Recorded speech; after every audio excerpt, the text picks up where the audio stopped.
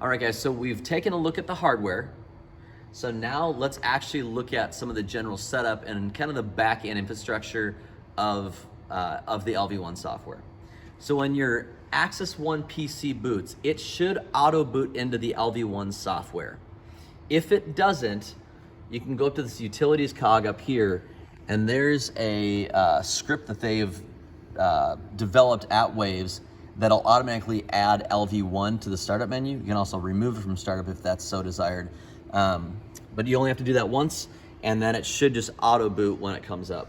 So let's say we just booted our system and I'm into the LV1 software. I'm gonna go ahead and full screen that window. And now what I'm looking at is LV1.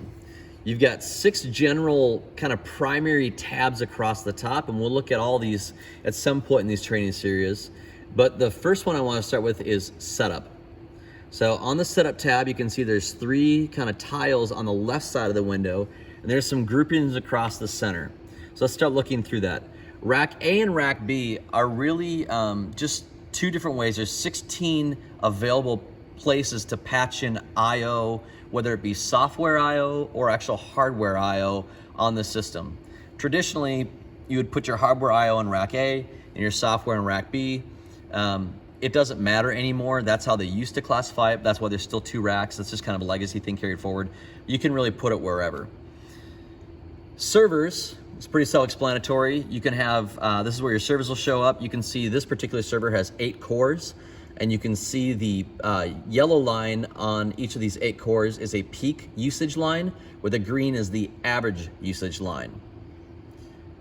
In the controls section, you'd see My Remote or MyMon. This is where we connect our iPhones to, or iPads, or whatever we're gonna use to kind of mix our in-ears or mix the console remotely.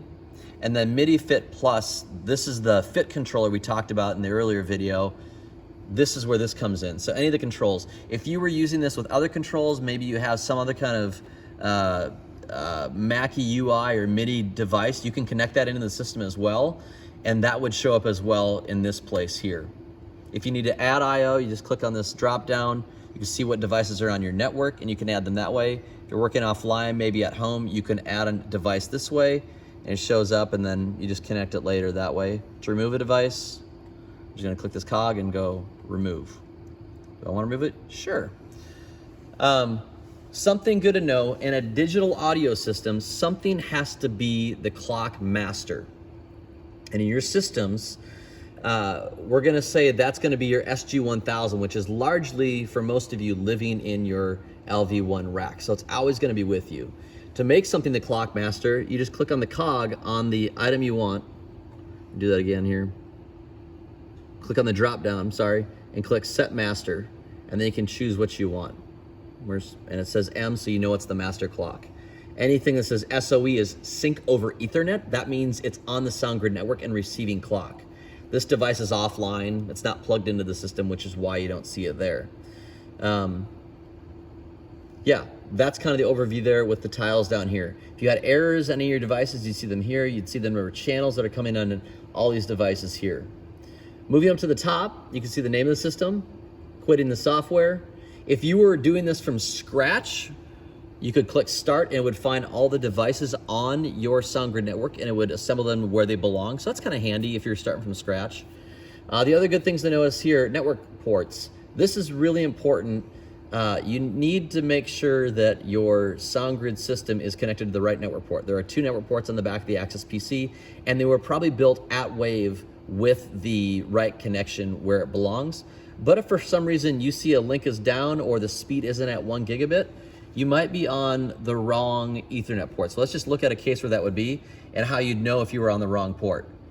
Down, not available, or a gigabit, but everything is offline. There's nothing controlled. You'll have no audio passing at this point.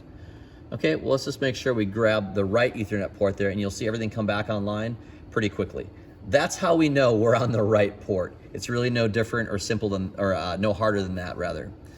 Sample rate, we run at 48K on the system. I guess you could probably play around choosing that and changing that to 96 if you wanted. But that's really the overview here with the system inventory tab. You can also dive into mixer settings and the user interface settings.